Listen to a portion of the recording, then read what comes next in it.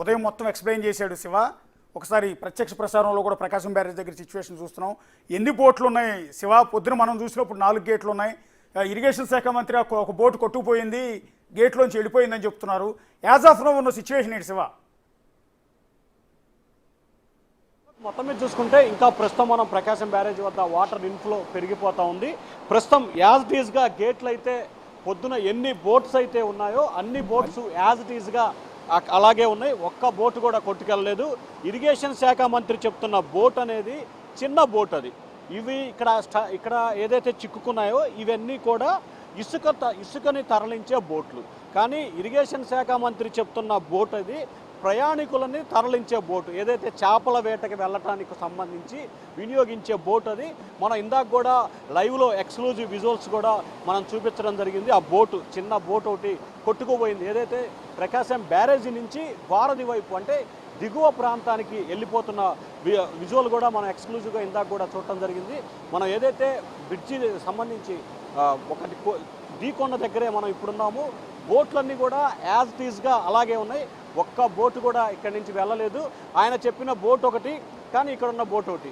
మరొక వైపు ఇప్పటికే దీనికి సంబంధించి కూడా ఈ ప్రాంత శాసనసభ్యుడు మాజీ కేంద్ర మంత్రి సుజనా చౌదరి స్వయంగా ప్రకాశం బ్యారేజీ వద్ద ఏర్పాట్లను ఆయన కూడా పరిశీలించాడు. ఆయన పరిశీలించిన తర్వాత ఈ బ్రిడ్జి ప్రస్తుతం ఉన్న టెక్నాలజీ ప్రకారం ఈ బ్రిడ్జి వాడుక అంత కరెక్ట్ కాదేమో అనే అనుమానాన్ని ఆయన అయితే వ్యక్తం చేశారు. సో దానికి సంబంధించి ముఖ్యమంత్రి ఇరిగేషన్ శాఖ మంత్రితో మాట్లాడి ఈ బ్రిడ్జిని స్థానంలో మరో కొత్త బ్రిడ్జి నిర్మాణం చేపట్టాలి అన్న ఆలోచన కూడా తాము చేస్తున్నామని చెప్పి కూడా ఇందాక సుజనా చౌదరి చెప్పడం జరిగింది. సో ఇప్పుడు మనం చూసుకోవచ్చు, ఇందాక అక్కడ ఒకటి, ఇక్కడ ఒకటి 2, అలాగే కంటిన్యూషన్గా 69, 68, 67, 66 వద్ద వరుసగా యాజ్టీజ్గా బోట్లన్నీ కూడా అక్కడే ఉన్నాయి. కానీ కొన్ని బోట్లు అయితే సైడ్కి తరలించే ప్రయత్నం జరుగుతూ ఉంది. ఇదిగో మరొక బోటు ఇక్కడ ఉంది ప్రస్తుతం. సో ఒక్కొక్క చోట ఒక్కొక్క బోటు, పొద్దున మొత్తం 4 బోట్లు, దాని క్రింద ఒక బోటు, 5 బోట్లు ఉన్నాయి. ఒకటి దానికి సంబంధించి ఏదైతే భీము ఉందో ఆ భీము దగ్గర ఒకటి ఇరగిపోయింది. ఆ తర్వాత 68 దగ్గర ఒకటి, ఇక్కడ 67 దగ్గర మరొకటి కూడా ఉంది. ఇంకా కొన్ని దాదాపుగా ఏదైతే ఇందాక ఒకటి వెళ్ళిపోయిన పరిస్థితి కనిపించింది. కానీ ఇంకా పైన కొన్ని బోట్లు కూడా ఉన్నట్లు అధికారులు ప్రాథమికంగా ఒక అంచనా వేస్తున్నారు. దానికి సంబంధించి పైన ఎక్కడున్నాయి ఏమిటి అనే దానికి సంబంధించి కూడా పూర్తి స్థాయిలో చర్యలు తీసుకునే పరిస్థితి కొనసాగుతోంది. ప్రస్తుతానికైతే కొన్ని బోట్లు సంబంధించి పూర్తి స్థాయిలో సైడ్ తీసే ప్రయత్నాలు కూడా కొన్ని చేస్తూ ఉన్నారు. కానీ ఓవరాల్గా చూసుకుంటే ప్రకాశం బ్యారేజీకి సంబంధించి యాజ్ ఆన్ ఎఫ్ దాదాపుగా 11,40,000 క్యూసెక్కుల నీరు దిగువ ప్రాంతానికి వస్తున్న పరిస్థితి కనిపిస్తుంది. మిగిలిన దానికి సంబంధించి అవుట్ఫ్లో కూడా దాదాపుగా 11,41,000 క్యూసెక్కుల నీరు యాజ్ ఇట్ ఈజ్గా కూడా కిందకి వెళ్ళిపోతున్న పరిస్థితి కనిపిస్తూ ఉంది. అశోక్,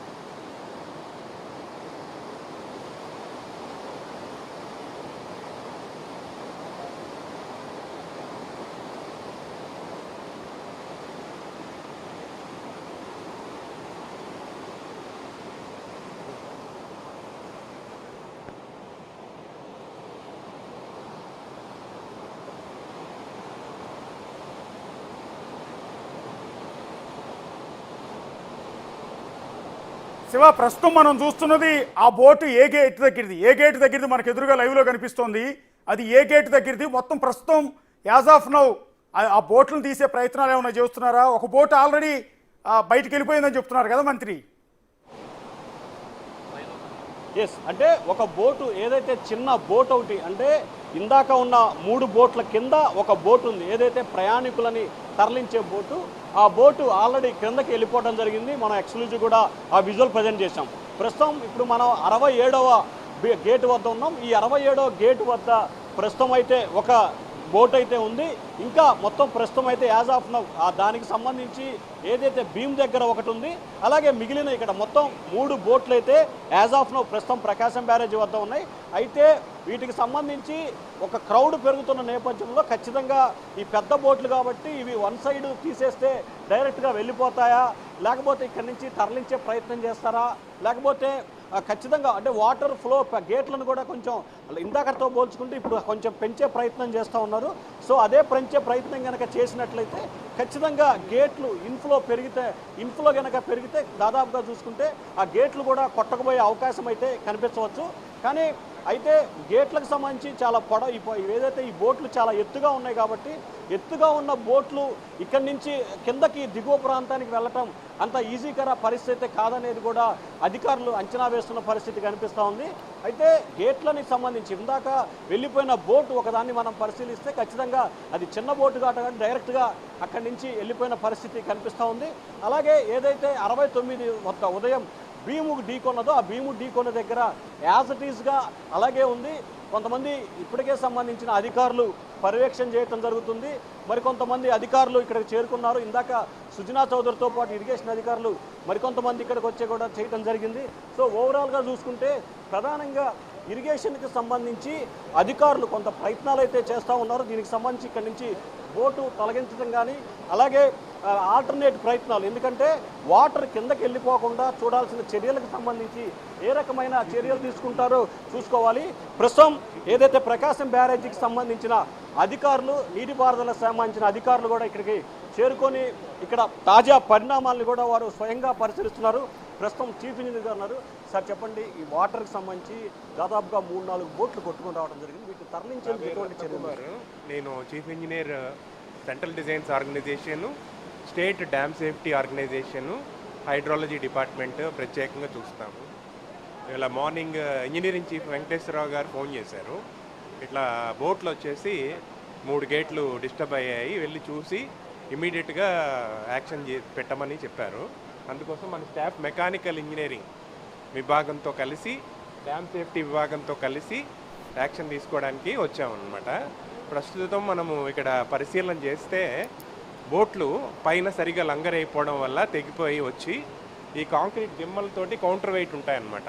ఈ గేట్ లిఫ్ట్ అవ్వాలంటే కౌంటర్ వెయిట్ ఉంటుంది, 30 టన్నులు ఉంటుంది, ఒక్కోటి 30 టన్నుల పైనే ఉంటుంది. ఆ 30 టన్నులు కౌంటర్ వెయిట్కి లోపల తక్కువ స్టీల్ ఉంటుంది, చూస్తారు కదా. అది బోట్ వచ్చి విపరీతమైన వెలాసిటీతో గుద్దుకున్నప్పుడు ఆగదు. సో నెక్స్ట్ టైం ఏం చేస్తామంటే casing, concrete with steel casing and bedding పెట్టేసి ఇమీడియట్గా 3 రోజుల లోపల రెడీ చేస్తాము. ఈ లోపల ఈ గేట్లు వాటి బరువుకి కిందకి దిగిపోతాయి. కానీ ఎప్పుడు దింపాలి? మనకి ఫ్లడ్ మళ్ళా 50,000కి దిగువకు వచ్చాక మాత్రమే దింపాలి. అది మనకి లక్కీగా టైం ఉంది కాబట్టి మనం ఆందోళన పడక్కర్లేదు. అంటే ఇప్పుడు ఆల్రెడీ ఒక భీము 2 పార్ట్లుగా అక్కడ 69 పిల్లర్ దగ్గర ఏదైతే పనికిరావు, అవి ఇంకా పనికిరావు. నేను అనేది ఏంటంటే మనకి దింపడానికి ఈ యొక్క ఫ్లడ్ ఏదైతే వస్తున్నదో అది 50,000 దిగువకు వచ్చేయాలి. అప్పటి వరకు ఈ గేట్ దింపడం మనం. సో ఈ లోపల ఈ భీములకు బదులు వేరే భీములు రెడీ చేస్తాం, ఇవి అక్కడ తగిలిచ్చేస్తాం, అంతే ఆటోమేటిక్. అంటే ఎప్పటిలోపు వాటిని మీరు రెడీ చేస్తారు? ఎప్పుడు 3 రోజుల లోపల రెడీ చేస్తాం. 3 రోజుల లోపల. అంటే బ్యారేజ్కి ఏమైనా ప్రమాదం ఉందా శివ? బ్యారేజ్కి ఇప్పటికిప్పుడు ఏమైనా ప్రమాదం ఉందా? ఫ్లడ్ ఎక్కువ వస్తుంది, గేట్ ఆల్రెడీ డ్యామేజ్ అయింది కదా. జరిగిన పరిణామాల వల్ల ఫ్లడ్ పెరుగుతూ ఉంది. సో బ్యారేజ్ దీనివల్ల మీకు ఫ్లడ్ పెరిగింది ఏమీ కాదు. ఇప్పుడు గేట్స్ అన్నీ కూడా ఫుల్లీ లిఫ్టెడ్ పొజిషన్లో ఉన్నాయి. అంటే మనకి ఈ బ్యారేజీలో పరిగణలోకి లిఫ్ట్ తోటి, అంటే గేట్ ఫుల్ లిఫ్టెడ్ పొజిషన్లో 2009వ సంవత్సరంలో 11,10,000 మాత్రమే వెళ్ళింది. నిన్న రాత్రి 11,35,000 వెళ్ళింది. సో 11,35,000కి మనం ఏమీ భయపడక్కర్లేదు. ఇంకా పైనుంచి కొత్తగా ఫ్లడ్ వచ్చినప్పుడు దాన్ని ఇప్పుడు పులిచింతలు అవి ఖాళీ చేస్తున్నారు, దానిలో మనం అకామిడేట్ చేసుకొని ఇక్కడికి వచ్చేటప్పటికి 11,35,000 లోపల ఉండేలా చూస్తే మన బ్యారేజీకి ఏమీ అవ్వదు. సార్ అంటే ఒకవేళ ఇన్ఫ్లో పెరుగుతుంది, పై ప్రాంతాల నుంచి వర్షపు నీరు, పులిచింతల, నాగార్జున ఇన్ఫ్లో పెరిగితే 11,35,000 దాటితే ఎటువంటి చర్యలు తీసుకోబోతున్నారు బ్యారేజీకి సంబంధించి? 11,35,000 దాటడం అనేది జరగకుండానే పైనే నియంత్రించుకోవాలి. ఇంకా వేరే మార్గం లేదు. దానివల్ల ఇబ్బంది ఏమి రాదు. 12 గంటలకి ఇరిగేషన్ శాఖ ఏం చేస్తారంటే ఈ ఫ్లడ్ తగ్గిపోతుంది కదా, 50,000కి తగ్గిపోయినా కూడా పైన ఉన్న కొన్ని రిజర్వాయర్స్లో ఒక్కొక్క చోట ఫ్లడ్ కుషన్ ఏర్పరిచి మళ్ళీ ఏదన్నా ఫ్రెష్గా ఫ్లడ్ వస్తే దానిలో ఉండి ఇక్కడికి వచ్చేసరికి 11 లక్షలు మాత్రమే ఉండేలా చేస్తారు. సార్ అంటే కొద్దిసేపు క్రితం 12 గంటల సమయంలో ఇరిగేషన్ శాఖ బులెటిన్ ఇచ్చినప్పుడు 11,40,000 సుమారు క్యూసెక్కులు ఇన్ఫ్లో వస్తున్నట్లు కూడా చూపించారు. సో మీరు చెప్పిన 11,35,000 క్రాస్ అయినట్టే కదా? 11,90,000 కూడా వచ్చింది 1996లో. శివ దెబ్బతిన్న గేట్ చూసాం, దెబ్బతిన్న గేట్లు ఒకసారి ఆయనకి చూపించి. వెంకటేశ్వరరావు గారు ఉన్నారు, మీ అందరూ ఉన్నాము. శివ ఇప్పుడు ఆ దెబ్బతిన్న గేట్ చూపించి దాని వల్ల బ్యారేజ్ కి ఏమైనా థ్రెట్ ఉంటుందా? బ్యారేజ్ కి ఏమైనా థ్రెట్ ఉందా ఒకసారి అడగండి. ఈ గేటు గేట్ ఇది ఇంకా ఇంతకంటే పైకి రాదు. ఈ గేట్ ఇంతకంటే పైకి రావడానికి అవకాశం ఉండదు. మ్యాక్సిమం హైట్లో ఉందన్నమాట. సో వాటర్ ఇంకా ఫుల్ ఫ్రీ ఫ్లోలో వెళ్ళిపోతుంది. బ్యారేజ్ ఇలా కాకుండా ఒక వియర్ లాగా వెళ్ళిపోతుంది. సో ఈ డిశ్చార్జ్ తగ్గిపోవడానికి ఒక వారం రోజులు సమయం పడుతుంది 50,000కి రావడానికి. ఆ సమయానికి దీన్ని దింపాలి. సో దీని వెయిట్ దగ్గర దగ్గర ఒక 80 టన్నులు ఉంటుంది. ఈ 80 టన్నులు మోటార్ మీద పడకుండా దానిలో సగం వెయిట్ ఒక 40 టన్స్ వరకు కూడా ఆ సిమెంట్ దిమ్మ తీసుకుంటుంది. అందువల్ల ఫ్రీగా రొటేట్ అవుతుంది అన్నమాట. మరి ఇందాక ఎమ్మెల్యే కేంద్ర మాజీ మంత్రి సుజనా చౌదరి మాట్లాడుతూ 70 సంవత్సరాలు అయింది, ప్రస్తుతం ఉన్న పరిజ్ఞానం ప్రకారం ఈ బ్రిడ్జి ప్లేస్లో కొత్త బ్రిడ్జి నిర్మించాలి, దానికి కూడా ప్రయత్నాలు జరుగుతున్నాయి. దీనికి పులిచింతల నుంచి 20 కిలోమీటర్ల డౌన్ స్ట్రీమ్లో వైకుంఠపురం బ్యారేజ్ అనేది నిర్మాణానికి ప్రణాళికలు రచించడం జరుగుతుంది. అంటే ఇక్కడ ఇదే ప్రాంతంలో బ్రిడ్జికి సంబంధించి అంటే అది కట్టిన తర్వాత దీన్ని స్ట్రెంథన్ చేసుకోవచ్చు. మీకు అర్థమైందా? దానిలో మీకు వైకుంఠపురం బ్రిడ్జిలో కట్టగానే దీనిలో 3 టీఎంసీ వాటరే స్టోర్ అవుతుంది. దాంట్లో 20 TMC water 10 TMC water store అవుతుంది. సో అప్పుడు దీని మీద మీకు లోడ్ తగ్గిపోతుంది కదా, అప్పుడు దీన్ని లీజర్గా చేసుకొని పట్టుకోవచ్చు. తర్వాత కింద కూడా ఇంకొక బ్యారేజ్ కట్టుకోవచ్చు ఫ్యూచర్లో. సార్ ఓవరాల్గా ఫైనల్గా చెప్పండి, 3 గేట్లు దెబ్బతిన్నాయని చెప్పి మీరే చెప్తా ఉన్నారు. గేట్లు దెబ్బతింటాం కాదు, యాక్సిడెంట్. ఇప్పుడు అది లారీ వెళ్తుంటాయి కదా, లారీ వెళ్ళి లారీని గుద్దుకుంటే అది యాక్సిడెంట్. ఇప్పుడు బోట్ అనేది యాక్సిడెంట్. ఇక్కడ ఇది మానవ తప్పిదం కాదు. ఎన్ని రోజులు తప్పిదం? ప్రకృతి తప్పిదమా లేకపోతే ఏం చెప్పాలి దాన్ని? ఇంజనీర్లు రాత్రింబవళ్ళు కష్టపడుతున్నారు కదా, అద్వాలం కాదు జరిగింది. ఆ కొట్టుకొచ్చిన బోట్లు వాళ్ళు లంగర్ వేసుకునే పద్ధతిలో నైలాన్ తాళ్ళు వాడారు. ఇంత ప్రవాహ వేగానికి నైలాన్ తాళ్ళు ఆగవు. అర్థమైందా? ఐరన్ గొలుసులతో కట్టాలి. సో వాళ్ళ మీద మనం ఏమి చర్యలు తీసుకోలేం కదా. మనం రిపేర్ చేసుకోవడము 3 రోజుల లోపల రెడీ అయిపోవాలి. ప్రకాశం బ్యారేజీ భద్రతకి ఏమైనా ముప్పు ఉందా?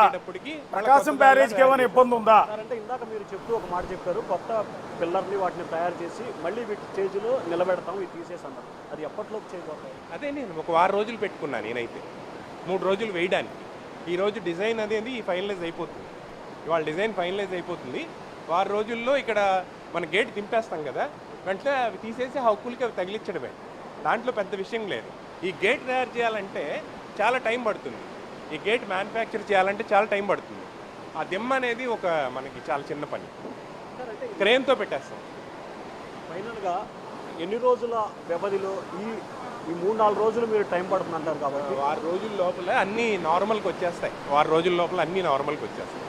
అంటే ఈ వారం రోజుల్లోపు ఒకవేళ వస్తే ఇంకా దింపే పని లేదు కదా, దీన్ని ఇలాగే ఉంచేస్తాం కదా, దింపం. ఇది ఇమ్మీడియట్గా డిస్మాంటిల్ చేపిస్తాము. ఈ గేట్ ఇంకేమైనా కొంచెం పైకి లేవాలంటే లేపేస్తాము, ఆ కౌంటర్ వెయిట్స్ రెడీ చేస్తాము. అది పద్ధతి. సో ఈ లోపల బ్రిడ్జికి వచ్చిన ఎటువంటి ప్రమాదం అయితే లేదంట. ఏం బ్రిడ్జికి ప్రమాదం ఏమైనా వస్తే ఈ కిందన ఉన్న పునాదులు ఏమన్నా కరిగితే అది చాలా చోట్ల ప్రపంచంలో జరిగింది, మనం చెప్పలేము. దేవుడిది అమ్మవారి ఉన్నారు కదా పైనుంచి, అమ్మవారి యొక్క ఆశీర్వాదం ఉండాలి. ఈ బ్యారేజీ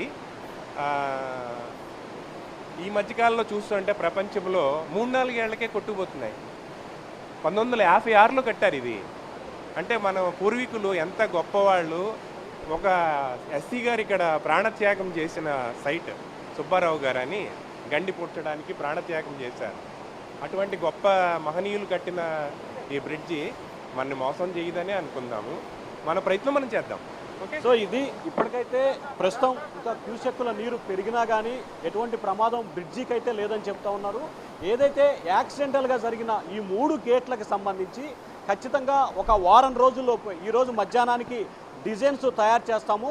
రేపటికి నుంచి వర్క్ ప్రారంభించి ఒక వారం రోజుల్లోపు ఏదైతే గేట్లు డ్యామేజ్ అయ్యాయో అలాగే బీములు డ్యామేజ్ అయ్యాయో వాటి స్థానంలో కొత్త వాటిని నిలబెడతాము. అలాగే ఏదైతే ఇందాక మనం అనుకుంటున్నట్లు కూడా ప్రకాశం బ్యారేజీకి సంబంధించి వైకుంఠపురం సమీపంలో, అంటే ఇక్కడి నుంచి ఒక 15 కిలోమీటర్ల దూరంలో మరొక నూతన బ్రిడ్జి నిర్మాణం చేపడుతున్నాము. అప్పటిలోపు ఈ బ్రిడ్జిని వినియోగిస్తాము. ఎప్పుడైతే ఆ బ్రిడ్జి నిర్మాణంలోకి వస్తుందో ఆ తర్వాత దీని స్థానంలో మరో కొత్త బ్రిడ్జి నిర్మాణానికి ప్రయత్నాలు చేస్తామని చెప్పి కూడా ఇరిగేషన్ చీఫ్ ఇంజనీర్ అయితే చెప్తా ఉన్నారు.